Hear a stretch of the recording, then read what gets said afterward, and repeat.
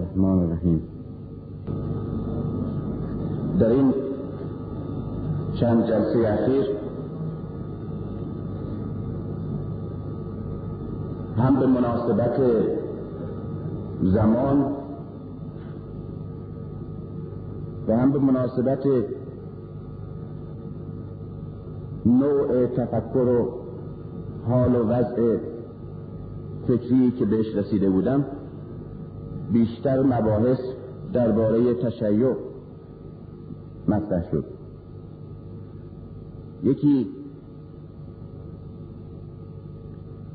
البته اساس مسائلی که درباره تشیع اینجا مطرح کردم، اولش این تیترها رو عرض میکنم برای اینکه اگر از خانم ها و آقایان کسانی خواسته باشند مسئله بررسی علمی و جامعه شناسی تشیع با اون زاویه دید خاصی که من دارم مطالعه بکنن، این عنوانها رو عرض میکنم تا بتونن به سادگی تهیه بکنن و با مطالعه مجموع این مباحث که ابعاد گوناگون مسئله را تشکیل میدهد بتوانند یک قضاوت کلی و کامل درباره مذهب شیعه بکنند، البته با این دیدی که من دارم و با اون ملاکی که میسنجم.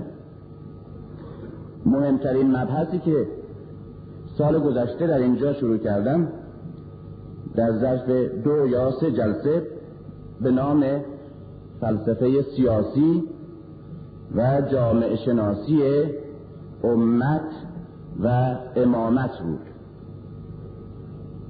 جامعه شناسی امت و امامت که یک بحث جامعه شناسی درباره امت بود که اصلا امت چی هست و در برابر بینش‌های جامعه شناسی مختلف و تلقی‌های گوناگونی که در مکتب‌ها و زبان‌ها و فرهنگ‌های مختلف بشری از جامعه وجود داره، امت که جامعه ایدئال و جامعه نمونه اسلامی هست چه وضعی داره و چه شکلی و بر اساس چه ابعاد و پایه‌هایی. و بعد ضرورتاً به این نتیجه رسیدم که اساساً وقتی امت مطرح میشه جبراً امامت مطرح میشه. یعنی امامت یک رژیم اجتماعی، سیاسی و فکری خاص و لاینفک جامعه امت است. جامعه مسلمین عبارت است از جامعه‌ای که مسلمان ها در زندگی میکنند با هر رژیمی، با هر نظامی، با هر شکل اجتماعی یا شکل اقتصادی، میشه جامعه مسلمین. در برابر جامعه مسیحی، در برابر جامعه بودایی است، یعنی اجتماعی از بودایی ها، اجتماعی از مسیحی ها، اجتماعی از مسلمان ها. اما امت اسلامی بر اساس اون موازین یک جامعه خاص با یک روابط خاص و نظام‌های خاص و گروه‌بندی اجتماعی خاص و ابعاد و اشکال خاصی است که ضرورتاً از متن امامت منشعب میشه. و بنابراین امامت برخلاف مباحثی که یعنی غیر از اون مباحثی که تا کنون مطرح شده تو ذهنای ما هست، یک نظام اجتماعی خاص بر اساس یک مکتب خاصه و اعم در برابر نظام‌های دیگه مثل اریستوکراسی، دموکراسی، اولیگارشی، مونارشی، دیکتاتوری.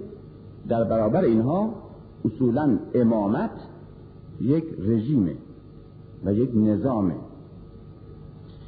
این بحث اساسی طرح تشیعه که خط درشت این سیمای تشیع اینه. بعد مباحث که درباره حضرت امیر سال پیش داشتم، یکی علی تنهاست که خود به خود شناخت علی شناخت تشیعه و شناخت چنان که شناخت پیغمبر اسلام شناخت خود اسلامه. علی تنهاست و بحث دیگه علی حقیقتی برگونه اساطیر، یک حقیقتیه به شکل خدایان اساطیر که اونها حقیقت ندارند.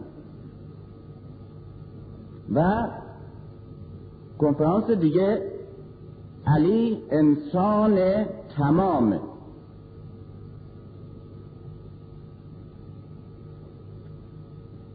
و یک بحث دیگه ای که مکمل همه این مباحثه جبر فلسفه تاریخ در ادیان ابراهیمی که این فلسفه تاریخ در ادیان ابراهیمی متصل میشه به امامت شیعی و فلسفه انتظار شیعی که مجموعاً یک فلسفه تاریخ خاص میسازه در برابر فلسفه های تاریخی که در دنیا وجود داره، مال هگل، مال مارکس، مال سارتر، یا فلسفه های تاریخی که مذاهب دارند مثل فلسفه تاریخ بودا، فلسفه تاریخ زرتشت. امسال باز در دنباله و مباحث بحث اساسی که مطرح کردم یکی فلسفه انتظاره. به طور کلی فلسفه انتظار تحت این عنوان که انتظار مذهب اعتراضه، چون این جلسه گرچه روز عزاست و سوگواری عمومی، ولی چون برنامه من برنامه اختصاصی بوده، بیشتر خانم ها و آقایانی که شرکت کردن از کسانی هستند که به این مباحث این شکلی علاقه‌مندن. اینه که من یک و امروز تقریبا روز آخریه که من سخنرانی عمومی میکنم، میخواستم یک طرح کلی از همه این مباحث بدم برای مطالعه که اینجور جلسات اینجوری ابتر و عقیم نمانه و فقط به یک برداشت‌های احساسی موقتی اکتفا نکنه و در میان چند هزار نفر اگر چند نفر دنبال این کار رو بگیرن و اون ایده های اساسی و طرح‌های اساسی که اینجا مطرح شده با تحقیق و مطالعه و بررسی ادامه بدن، این ارزشش بهتر از صدها جلسه گرم و پرشکوهه. انتظار مذهب اعتراض، یعنی درست برعکس اون چی که باز در تلقی‌های ما هست، هم مؤمنمون و هم کافرمون، که انتظار فلسفه تسلیمه و فلسفه تمکینه و مذهب منفیه، برعکس انتظار مذهب اعتراضه.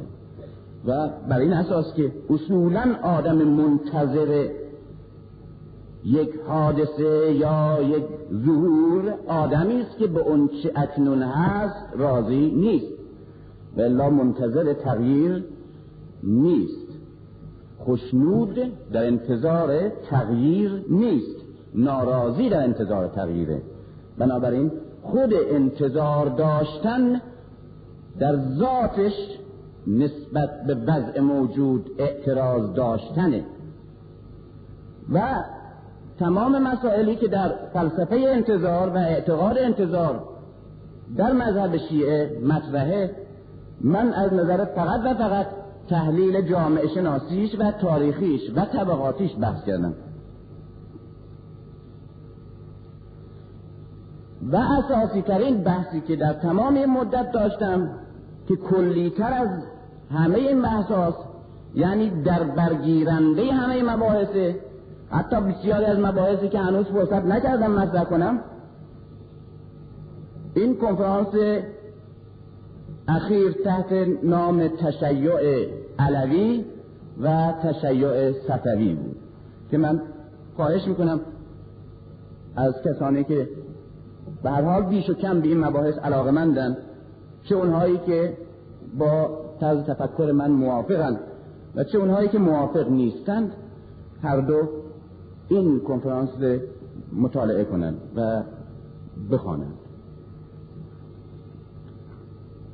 یعنی بررسی اصول اساسی اعتقاد در مذهب تشیع علوی و بررسی همون اصول اعتقادی در مذهب دیگه‌ای به نام تشیع صفوی که دو تا مذهبه و دو تا نهضته، انتها در قالب‌ها و اسامی مشابه.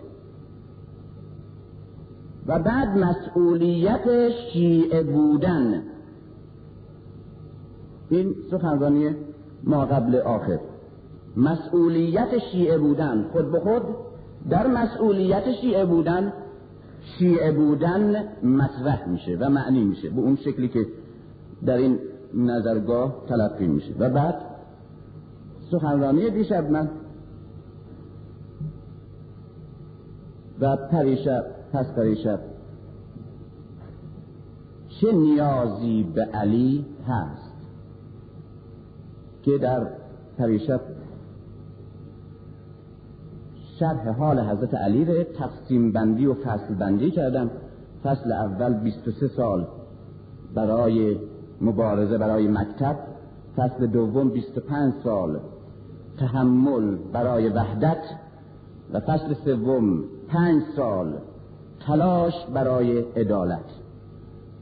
بنابراین 3 شعار خلاصه همه زندگی علی است: مکتب و وحدت و عدالت. و دیشب بحث این که چگونه تاریخ و سرگذشت طبقه محروم در تاریخ به تشیع منجر شد در عنوان یک سرنوشت حکایت فردی. و طرح دیشب در این حال یک مسئله مهمتری رو مطرح میکنه و اون اینی که تشیع گاه در یک تنگنای حقیر و در رابطه بین شیعه و سنی مطرح میشه، گاه در یک زمینه و افق بسیار وسیع جهانی، بشری و تاریخ انسان بر روی زمین.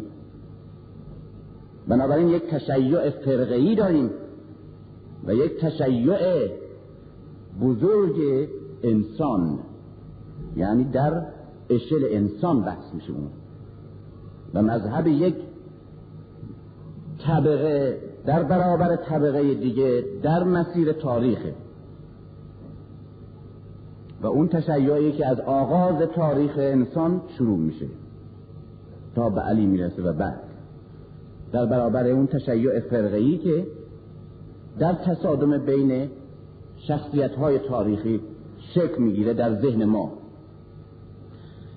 و امروز عنوان سخنم عبارت است از علی بنیانگذار وحدت. قبل از اینکه به این مسئله بپردازم یک تذکری بدم و او اینه که در اغلب این عنوانها یا مسائلی که تحت این عنوانها مطرح میشه یک چیز مشترکه، تقریبا مشترکه، و او اینه که غالب این مسائل که در تشیع مطرحه و در ذهن عموم جامعه کنونی شیعی مطرحه، درست این عناوین و این مسائل که اینجا مطرح میشه برعکس اونه و در جهت ضد اونه. یعنی نه تنها این برای خیلی از کسانی میگم که هم به من اعتراض دارم که چرا در یک چنین زمانی باز مسائل شیعه و سنی و مذهب و امثال اینا رو مطرح میکنه و خیال میکنن که من اون چیزی که هست دارم توجیه علمی و منطقی میخوام بکنم. و همچنین جواب به اونهایی که اساساً چون این زبان و اصطلاح با اون چی که او معتقده و پخش میکنه تو ذهنهای دیگران تشابه نداره، این اندازه انصاف نداره که بگه اون یک نوع تشیعی قائله و من یک نوع دیگه از تشیع. نه، تشیع فقط همون میدونه که خودش معتقده و به ارث رسیده بهش یا فرا گرفته، و هر کس با اون سلیقه و اون ذائقه هم سلیقه و هم ذائقه نباشه اساساً نه تنها شیعه نیست. یک جا شنیدم که یکی از مقدسین که نقل میکرد، همون دوست من که از قول او صحبت میکرد، که یکی از مقدسین و از پاکان به نام اون وقت گفته چون فلان جمله در کتابش نوشته که اون با عقاید عمومی شیعه متناسب نیست، پس زندیق و دهری و کافره. گفتم عجب، آدم پاک و با تقوا و همچنین با شعور و همچنین با سوادی بوده از سه ضربه. برای اینکه آدم اگر که با یک عقیده ای از شیعه معتقد نباشه دیگه سنی میشه، دیگه دهری و زندیق نمیشه.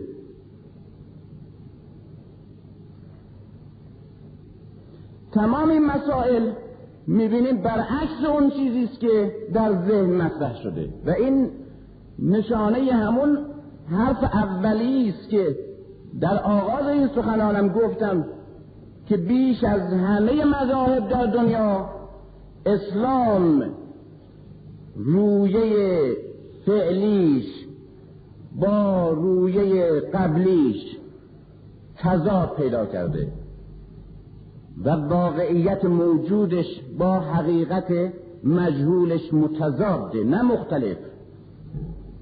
و بیش از همه فرقه ها در اسلام تشیعه که اون چی که بود با اون چی که هست فاصله از کفر و دین بیشتر افتاده، از کفر و دین. یک کتابی من این وقت چاپ میکردم، دارم چاپخانه، این فرصت نکرده بودم که خودم قلمگیری بکنم، دیدم این خیلی راحت اینا چیدن. میباشدها ره نمیباشد چیده، نمیباشدها ره میباشد، ولی جمله ها سر جاشه همش. این تشیع یک چنین تغییری پیدا کرده، تمام میباشدهاش نمیباشد شده، نمیباشدهاش باشد. دوره انتظار دوره مسئولیت سنگینتر انسانه و دوره غیبت دوره مسئولیت شدیدتر عالمه. بعد شده دوره نفی مسئولیت و سلب مسئولیت از انسان و ناامیدی مطلق از هر کاری و بیهوده بودن هر عمل خیری. و یکی از اون چهره هایی که درست متضاد در مغز ما ترسیم شده، هم در مغز ما که معتقدیم و هم در مغز کسانی که منکرند، برای اینکه بسیاری از حقایق دگرگونه شده، گروهی بهش معتقدند، گروهی به اون حقیقت دگرگونه منکرند و هر دو در اشتباهند. یکی هم اینه که هم خود ما به یک شکل معتقد شدیم و قانع شدیم و هم دشمن و مخالف ما رو متهم کرده و میکنه که اساساً آغاز تشیع این صورت مسئله است، که اساساً آغاز تشیع آغاز تفرقه در میان امت اسلامی بود و اساساً بنیانگذاری نهضت شیعی در تاریخ اسلام، چه این بنیانگذاری نهضت به حقیقت باشه چنان که ما معتقدیم، چه بر باطل باشه چنان که مخالفین ما معتقدند. به هر حال این بنیانگذاری نهضت بنیانگذاری تفرقه در وحدت اسلامی بود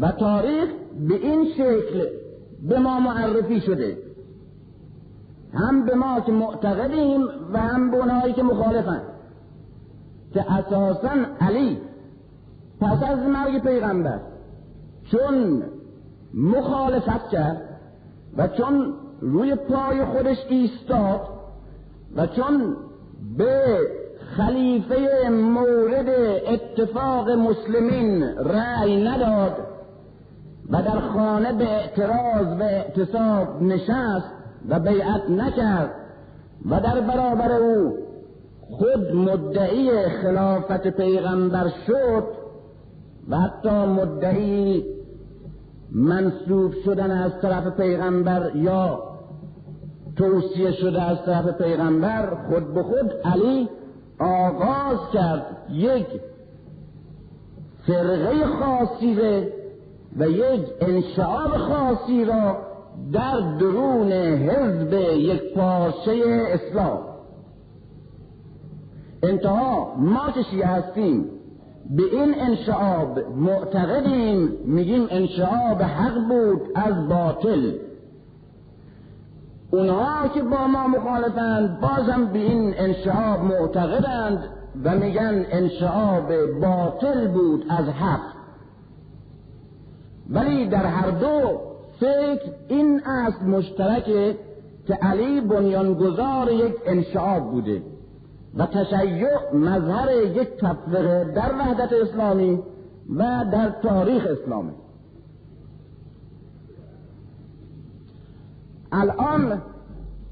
الان ما معتقدیم که اونچه را اهل سنت و جماعت میگویند باید باش مخالفت کنیم.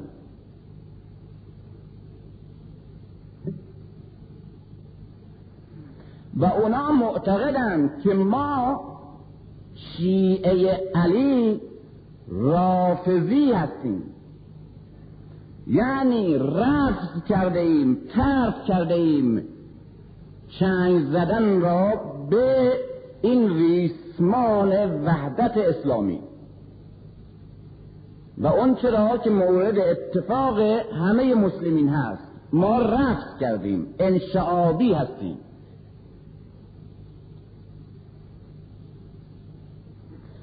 این بحث تاریخیه و نوع تلقی این واقعه و نقش حضرت امیر در تاریخ اسلام توی ذهن شیعش و یا مخالف شیعش. و اما امروز باز مسئله دیگه مطرحه به نام وحدت اسلامی. در این وحدت اسلامی گروهی جانب دارن از این فکر و گروهی به شدت مخالف. اونهایی که جانب دارند معتقدند که باید موارد اختلاف میان تشیع و تسنن را در مبانی اعتقادی و اصول و فروع فقهی برداریم و اینها را به هم نزدیک کنیم از نظر سیاسی، یعنی سیاسی تاریخی، و از نظر برداشت حوادث تاریخی و از نظر مبانی اصول و فقه که موارد اختلاف بین ما و اهل تسننه. این موارد اختلاف علمی و تاریخی را و جامعه شناسی را برداریم و به هم از نظر فکری و علمی نزدیک بشیم و مشابه هم فکر کنیم. این گروه غالباً روشنفکران جامعه های اسلامی هستند و غالباً کسانی هستند که به وحدت اسلام بیشتر تعصب می‌ورزند تا به پیوند فرقه‌ایشون نسبت به مذهب خاصشون.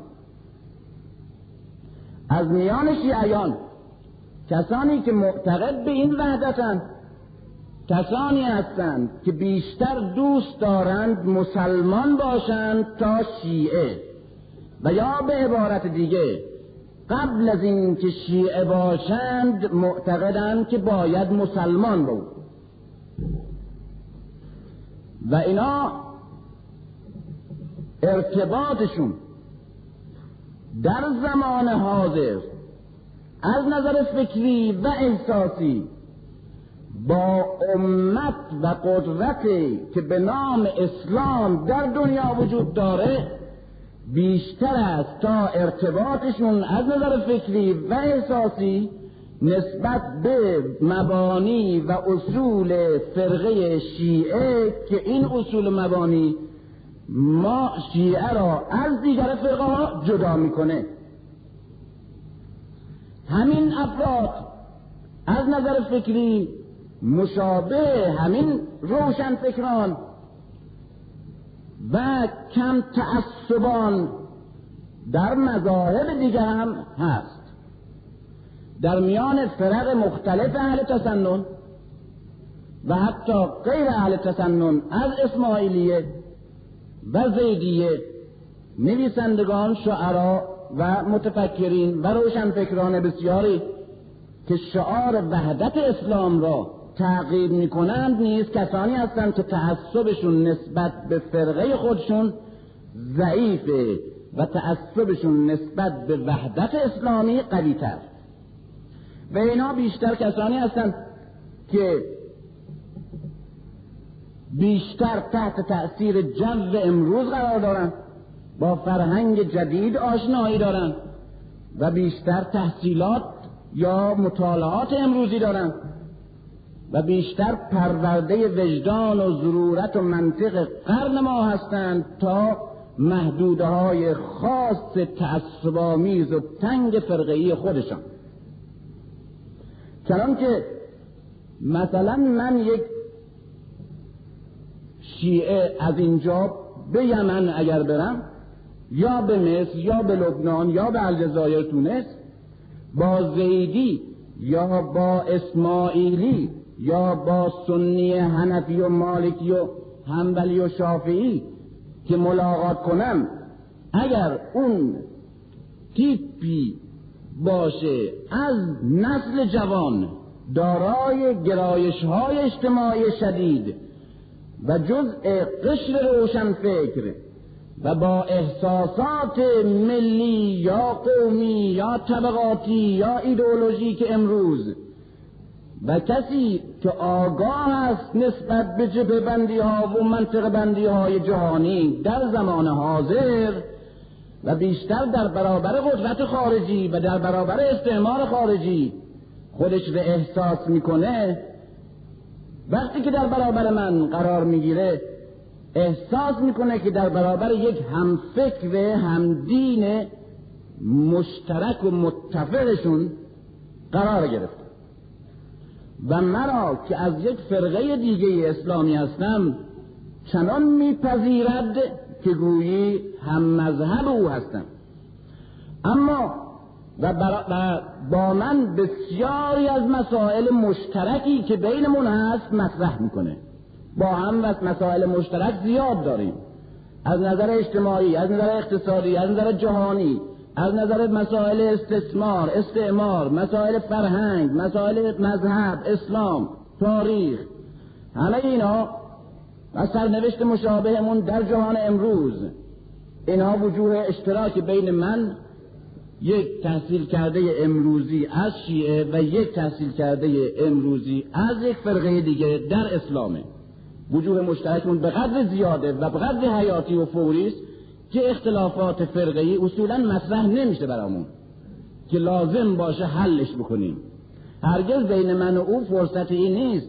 وقتی که مسائل افریقا و مسائل اسلام در افریقا مطرحه و مسائل اسلام در آسیا مطرحه و اسلام در شرق مطرحه و اسلام در دنیا مطرحه، دیگه بین من و او این مسئله مطرح نمیشه که بشینیم و بعد درباره این بحث کنیم که او به من حمله کنه که این مهره که تو برمی‌داری این بته بیش شکل در آوردین، من به او حمله کنم که تو روی قالی اگر سجده کنی این اصلا نمازت باطله. اصلا به این مسائل نمیرسه. اما اینها تجربه های شخصیه، نه فقط مثال فرضی نیست. اما اگر در همین شمال افریقا یا در مصر یا در لبنان، در یک کشور اسلامی دیگه، در یمن، پیش یکی از تحصیل کرده های قدیمه مذهب زیدی یا حنفی یا مالکی یا اسماعیلی برم، او قبل از این که مرا مسلمان ببیند مثل خودش مرا شیعه میبیند در برابر خودش. قبل از این که مرا یک همسرنوشت خودش در جامعه بزرگ اسلامی ببیند و همدرد خودش، کسی میبینه که در طول 1300 سال با هم دعوا داشتیم و این دعوا هنوز هم ادامه داره. همین حالت به غالباً به طور معکوسش دارند، به طور معکوسش. شعار امروز اینه اونهایی که طرفدار وحدت اسلامی هستند معتقدند که موارد اختلاف فقهی و تاریخی را بیاییم بشینیم بحث علمی بکنیم، حلش بکنیم، به یک مذهب مشترک برسیم، بعد اتحاد اسلامی تحقق پیدا کنه. این یک فکر مال این روشن فکرانه که گفتم، مال اون علما و تحصیل کرده های حوزه های قدیمه در این مذاهب مختلف که مقامات رسمی علوم فرقه‌ای خودشون هستند در مذاهب مختلف اسلامی، از شیعه اسماعیلی یا امامی یا زیدی یا مذاهب مختلف اهل تسنن. اینا معتقدند که نه تنها وحدت میان گروه‌های اسلامی، درست دقت می‌کنید این شعار اینا، وحدت میان گروه‌های مذهبی اسلام نه تنها امکان ندارد، بلکه اگر امکان هم داشته باشد باید با آن مبارزه کرد. زیرا میان این فرقه ها فاصله و دشمنی و اختلاف اصولی و خصومت بیش از فاصله یکی از این فرقه های اسلامی است با یکی از مذاهب غیر اسلام. چون که امروز در بسیاری از این کشورهایی که فرقه های گوناگون اسلامی در کنار هم زندگی می کنند، دیده میشه که یک فرقه اسلامی، فرقه مسلمان، مستقیما در کنار یک فرقه دیگه مسلمان نمیتونه زندگی کنه و همزیستی کنه و برای عدم تصادم میان این دو قطب یک فرقه غیر اسلامی ره مثل مسیحی میارن به عنوان پوشال این وسط میگذارن تا این دو مذهب اسلامی و این دو گروه مسلمان با هم تصادم پیدا نکنن. نظامی که در لبنان از نظر اجتماعی الان حاکمه این بحث کاملا مشخص میکنه که اونجا شیعه و سنی چون امکان تماسشون با هم و کنار آمدنشون با هم حتی از نظر زندگی اقتصادی و اجتماعی وجود ندارد، همواره مسیحیت که بر هر دو حکومت میکنه. زیرا وقتی که یک سنی متعصب حاکم بوده یا اینجور تجربه داشتن یا اینجور احساس میکنن. این بیشتر نسبت به شیعه ها کینه داره تا نسبت به مسیحی ها، برای اینکه یک سنی نسبت به مسیح و مسیحی کینه تاریخی و نفرت تاریخی نداره، اما نسبت به شیعی داره. این رافضیه، این نفی کرده اصحاب ره، این فحش میده به اصحاب پیغمبر. او که او اصلا بینا کار نداره، اون یک دشمن محبوبه، اما این یک خویشاوند دشمن و برادر مبغوض. سنی هم شیعه هم که رو کار بیاد و مسیحی و سنی زیر دست حکومتش باشن، باز با مسیحی به عنوان یک انسانی که از مذهب دیگه است با آرامی و آرامش رفتار میکنه، اما نسبت به سنی همه اون عقده‌ها و کینه‌های اجتماعی و تاریخی و مذهبیش رو نشان میده، بیش یا کم. بنابراین دو فرقه‌ای که با هم اختلاف حساب ندارند و میتونن با هم زندگی کنن، سنی و مسیحی، شیعه و مسیحیه، نه سنی و شیعه در درون اسلام. و این یک قانون اجتماعی شده. اینها معتقدند که نه تنها وحدت میان این گروه های اسلامی ممکن نیست، بلکه اگر ممکن هم باشد معقول نیست و باطل و پامال شدن حق و حقیقته و باید باش مبارزه کرد. این طرز تفکر که درست در نقطه مقابل طرز تفکر گروه روشنفکرانه، این روشنفکران یعنی انتلکتوئل ها به معنای اعم، یعنی گروه های فکری امروز. مقصودم این نیست که آدمایی که همه روشن فکر میکنن، چون توی اینا ممکن روشن فکر کنن، توی اونا ممکن تاریک فکر کنن، ولی به هر حال به عنوان اسم این قشر، این گروه اجتماعی اینه الان در فارسی. درست در نقطه مقابل روشنفکران که اصولاً تمام موارد علمی و اختلافات علمی و فکری میگن حلش بکنیم، اینا میگن نه تنها موارد علمی و فکری نمیشه حلش کرد، که اصولاً ما نمیتونیم با هم زندگی کنیم و اساساً برای کوبیدن هم حتی مصلحتمون ایجاب میکنه که اگر خودمون به تنهایی و مستقلاً روی پای خودمون نیستیم، با تکیه به یک قدرت بیگانه علیه مذهب برادرمون در اسلام به دشمنی و مبارزه و خصومت برخیزیم. این تجربه در برابر اونها. من معتقدم که هر دو تز ناپخته و نادرسته.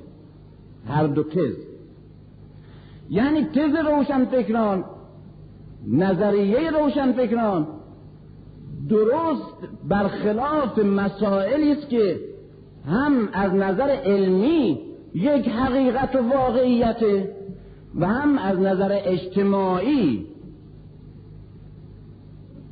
ناپخته است و غیر ممکن و همچنین غیر معقول و غیر علمی. نظریه این گروه ضد اونها که پاسدار تفرقه و حافظ خصومت همیشگی میان فرق اسلامی هستند، اینها اضافه بر این یک غرض و مرض درش هست، یا مرض درش، یعنی واقعا این تعقلش کج فکر میکنه اصلا، یا غرض میدونه چه کار میکنه. میان اون وحدت که بیشتر جنبه احساساتی داره و نه بر پایه های علمی، و میان این تفرقه که بیشتر جنبه سیاسی و غرض‌ورزی و حسادت و کینه توزی داره و نه جنبه مصلحت اسلامی و حقیقت، یک راه سومی وجود داره. این راه سوم راهی است که اولین گامی که برش رفته شخص علی است. شخص علی است. میان اختلاف و وحدت چه راهی وجود داره؟ راه علی. و عجیبه که این مسئله که من روش خیلی تکیه میکنم به دو دلیله. یکی این که الان در تمام جامعه‌های اسلامی به شدت یا ضعف این مسئله اتحاد گروه‌ها و فرقه‌های اسلامی مطرحه در این 100 سال اخیر و حال نیز شدیدتر. یکی از این جهت روش تکیه میکنم و باید این مسئله برای ما برای همیشه حل بشه.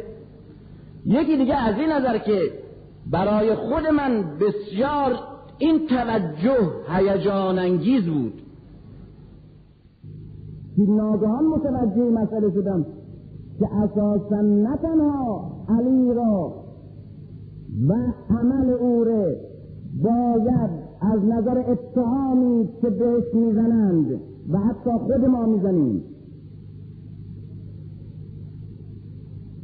به این عنوان که او تفرقه در وحدت اسلامی ایجاد کرد، درست برعکس نه تنها لازم نه تنها باید تبرئه کرد و تبرئه میشه بلکه برعکس بنیانگذار و مبتکر فکر وحدت اسلامی میان گروه‌های مختلف العقیده شخص خود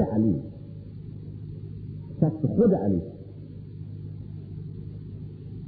در مقدمه یکی دیگه غیر از این دو مسئله سوم مسئله شاید شخصی باشه، گرچه خب مسئله شخصی در اینجا وجود نداره، و اونه که دشنام‌ها و تهمت‌های فراوانی مثار شده و اینه که یکی از اتهامات و لغزش‌های فکری من اعتقاد به وحدت اسلامیه. این یکی از تهمت‌ها که می‌بندند تهمت‌های شیرینم. در مقدمه سلمان پاک من یک بحثی داشتم به نام تعدد ابعاد فهم اسلامی، یعنی همه افراد انسان خود اسلام ره که یک حقیقت واحدیه در قالب‌های ذهنیشون که باید بفهمند همه یک جور نمیفهمند و لازم نیست که یک جور بفهمند.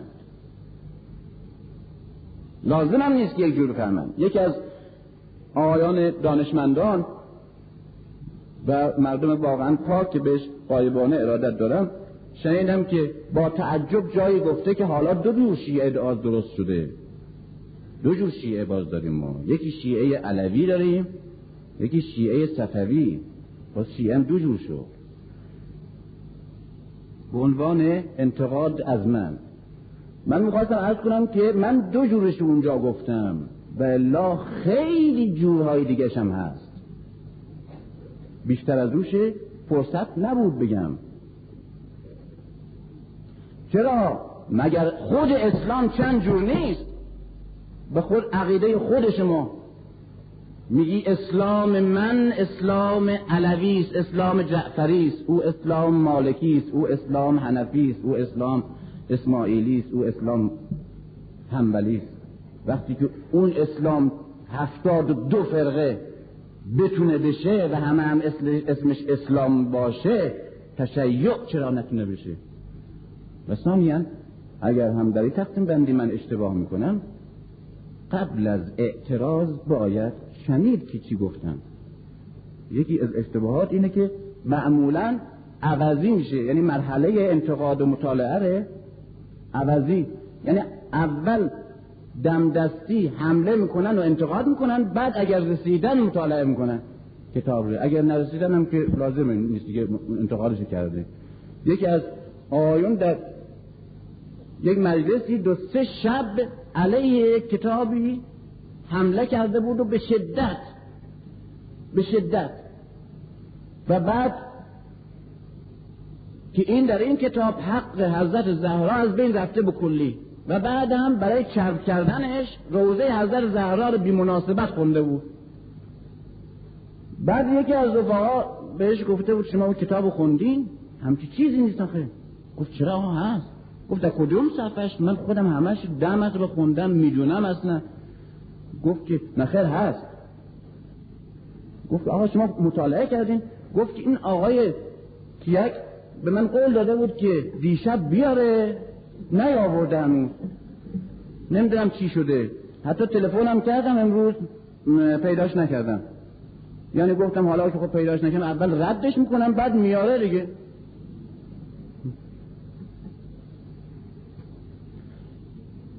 در این مقدمه سلمان یک نظریه‌ای دارم که درست ضد اون نظریه‌ایه که الان دارم میگم و از جمع این دوتا ضده که اون حرف اساسی میخوام بزنم. این مسئله وحدت اسلامی چون خیلی حساسه، من بی نهایت با موشکافی و دقت مطرح میکنم مسئله، گرچه خسته کننده باشه، و شما رو هم خواهش میکنم که این خستگی رو تحمل بکنین، برای که مسئله بسیار حساسه. دو مسئله خیلی حساسه توی این جامعه، خیلی خیلی. یکی اگر از صهیونیسم صحبت بشه بلافاصله دیگه باید گلوله ها رو بخورین از دهنهای بسیار متنوع و حساسیت ها، منتها به اسمای دیگه و حرفای دیگه. یکی هم مسئله وحدت اسلامیه، این رو هم نمیبخشم بر آدم. اینه که خواهش میکنم با دقت و با صبر این حرف رو و نقص بیان من رو جبران بفرم. در اونجا میخوام این حرف رو بگم که اساساً وحدت علمی یک فاجعه است، مرگ علمه.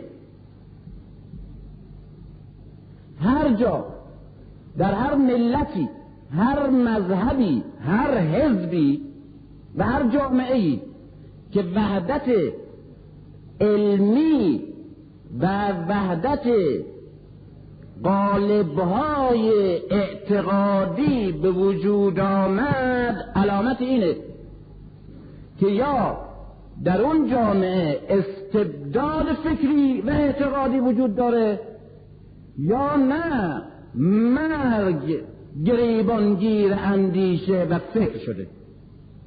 از این دو صورت خارج نیست. جامعه زنده جامعه است که در آن همه عقلها می اندیشد و بشریت اینجوره که هر عقلی به جوری می اندیشه و یک حقیقت واحد را به گونه‌ای تلقی میکنه که با تلقی دیگری فرق داره. گرچه من این حقیقت را به یک شکلی میفهمم و تو همون حقیقت را معتقدی مثل من اما به شکل دیگری میفهمی و این اختلاف فهم ما در یک حقیقت واحد دلیل باطل بودن من یا باطل بودن تو نیست.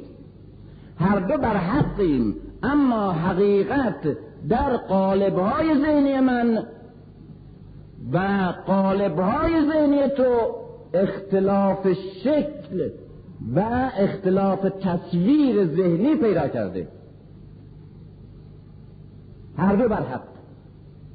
من مسلمانم، اسلام رو به این شکل معنی میکنم، تو هم که به شکل دیگه معنی میکنی مسلمانی. نه من زندیقم و نه تو و نه تو. من امام زمان رو به این شکل میفهمم، تو به اون شکل. هر دو معتقدیم، اما هر کدام در سطح ذهن و شعور و شکل فهم و سطح فهم و عمق فهم و رنگ روح خودمون، اینا با هم اختلاف داره. چقدر اختلاف داره، چقدر. گاه این مسئله خیلی مهمه برای اونایی که توی تحقیق علمی در دنیای امروز هستن، شورانگیزه، معجزه آمیزه. از نظر من توی اسلام بزرگتر از این سخنی برای علم و روح علم وجود نداره. و اون سخن خود پیغمبر که من و تو هر دو به یک حقیقت معترفیم و هر دو هم بر حقیم، اما جوری که من این حقیقت را میفهمم درست بر ضد اون جوریست که تو میفهمی، بر ضدش، نه با هم اختلاف کمی داشته باشم، بر ضدش. چقدر بر ضد؟ به اندازه‌ای که میبینم تو مثلا به خدا معتقدی یا به علی معتقدی، منم به خدا معتقدم به عنوان یک خداپرست و به علی به عنوان یک شیعه، اما میبینم تو یک جور خدا رو بررسی و تشریح میکنی و معنی و علی رو یک جوری میفهمی که من تو رو یک کافر مرتد تلقی میکنم و یا تو مرا یک کافر مرتد تلقی میکنی. اما پیغمبر میگه که هر دو بر حقن، هر دو بر حقن. اختلاف بینش و سطح مشرب علمی رو ببینیم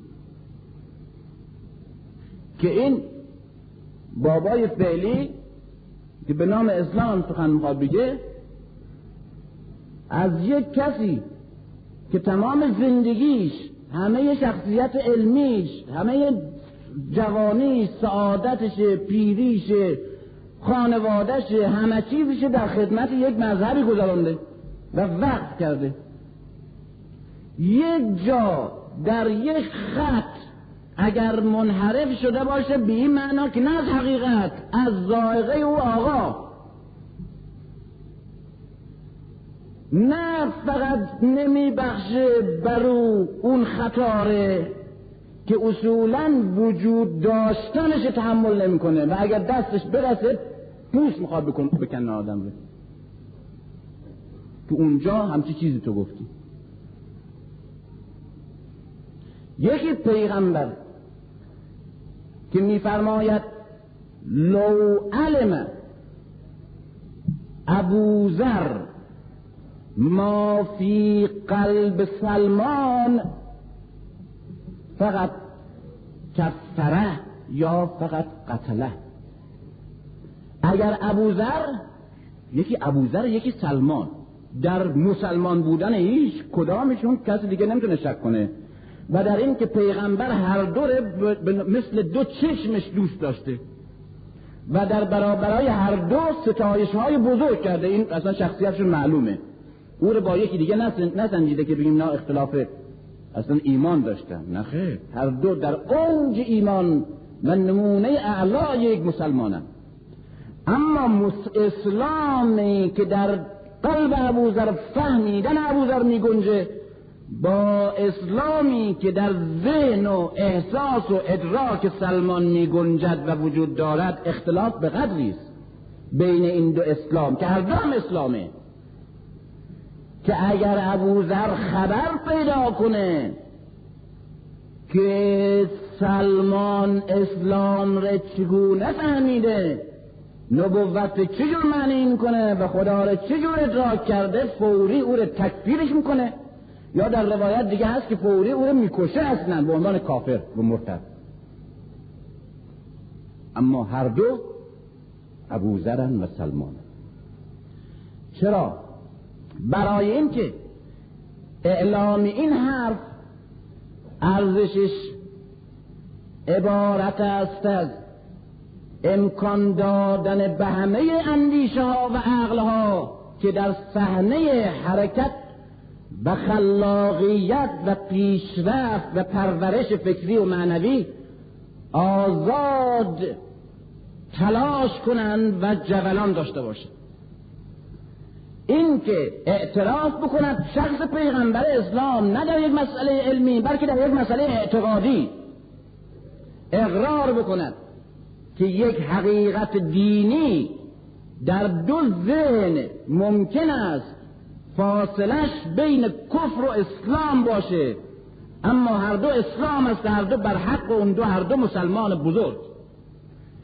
این اعلام این اصل اصل آزادی اندیشه، آزادی تحقیق، آزادی برداشت و استقلال فهم برای هر فهمیده متفکر و جلوگیری از یک نواخت فهمیدن و تقلید عقلی یک عاملی است که اگر در میان مسلمان ها میتوانست ادامه پیدا کند، تمدن امروز را ما نه در 300 سال پیش بلکه در 1000 سال پیش می داشتیم.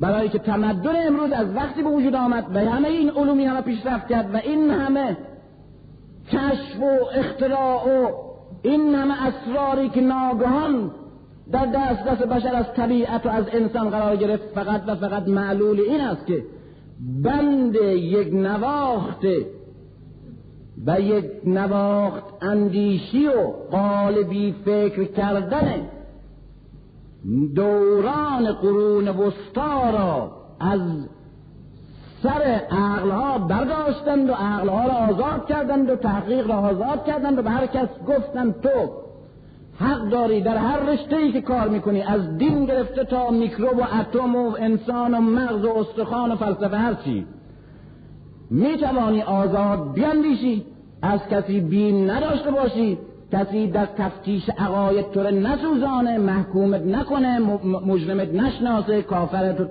نخوانه، تفسیق و تکفیر نکنه، به دست عوام الناس نسپاره و تو آزادی که در هر یک از این رشته ها آزادانه تحقیق کنی و به هر نتیجه که رسیدی، ولی اون نتیجه برخلاف نتایج علمای دیگه باشه، برخلاف طرز فهم و نتیجه گیری همه علمای گذشته هم اگر باشه، حق داری نتیجت اعلام کنی و به مردم بگی.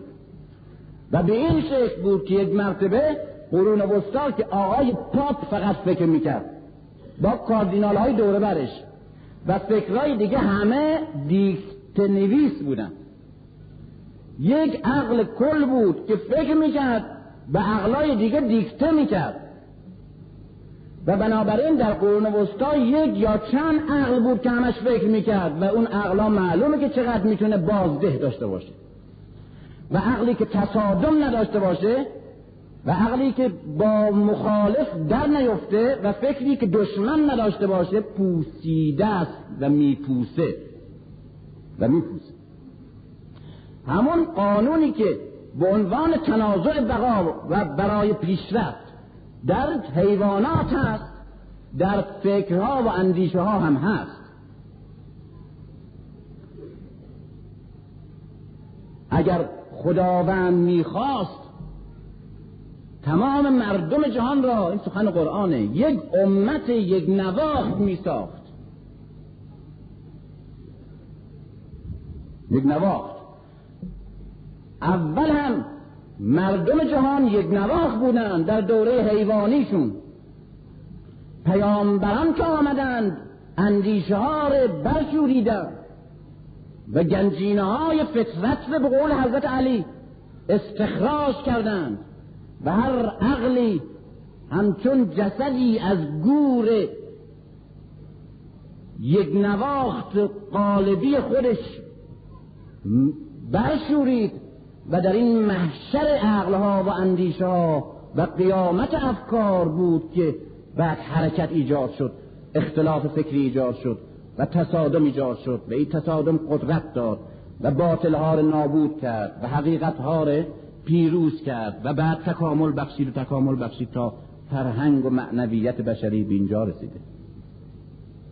در یک کلاس نمونه است برای شما که دانشجو هستین یا بودین، در مدرسه معلم می آمد سر کلاس، از اون کلاسایی که آقای ناظم خیلی میپسنده، تمامی شاگردان دنباله صندلی هاشون بودن، یعنی 45 تا صندلی مثلا ارج داشته، 45 تا هم شاگرد ارج،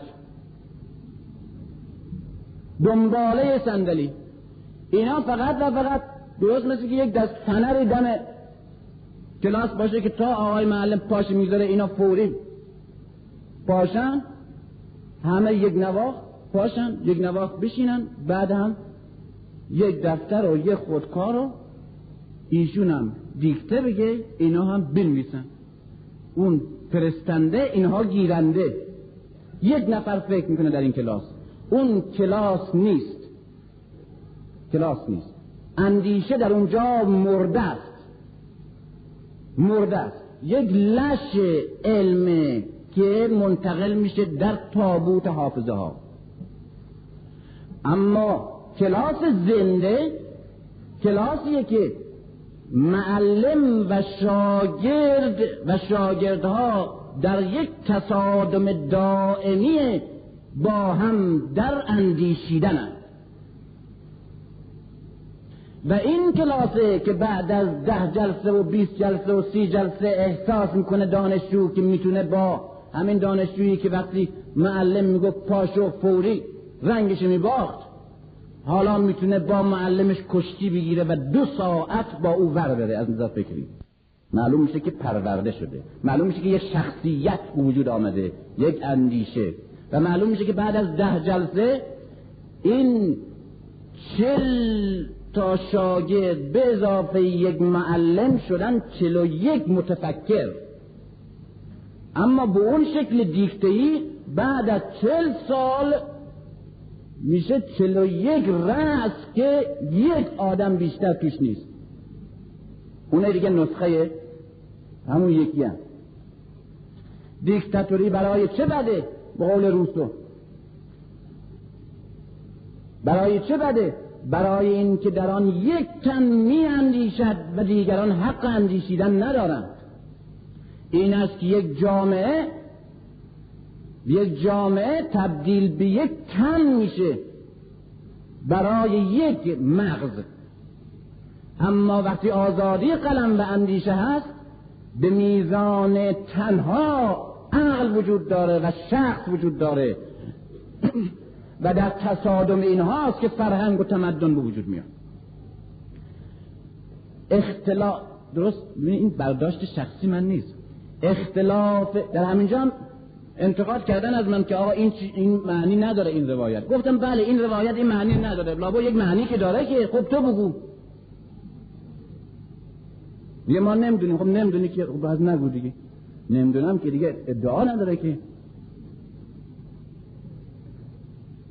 چه معنی دیگه جز این میتونه داشته باشه که میگه اگر ابوذر اسلامی ره که توی قلب سلمانه اگر بفهمه که چجوریه سلمان رو میکشه، چه معنی دیگه داره این؟ میخواد بگه سلمان کافره؟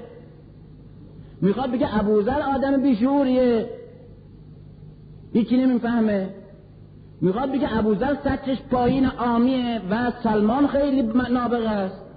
یا میخواد بگه نه، 2 تا برداشت و 2 تا تلقی وجود داره از اسلام و این 2 تا تلقی با هم خیلی فاصله دارند و بیگانه اند و هر دو اسلامه؟ جزی چه معنی میتونه داشته باشه؟ و بسیاری از موارد دیگه این مسئله رو تأیید میکنه. اختلاف، درست دقت بکنید به این اصل، اختلاف علماء امتی رحمه، یا ان فی اختلاف علماء امتی رحمه. بیش از چند جور، 7-8 جور این روایت از قول پیغمبر نقل کردن، حتی اسناد خود ما. در یه جا هست که علما نداره اختلاف امتی رحمه، که من فکر نمی کنم این باید داشته باشه. علما دیگه. اختلاف میان دانشمندان ما نمیگه مصیبت نیست، نمیگه اشکالی نداره، میگه رحمته.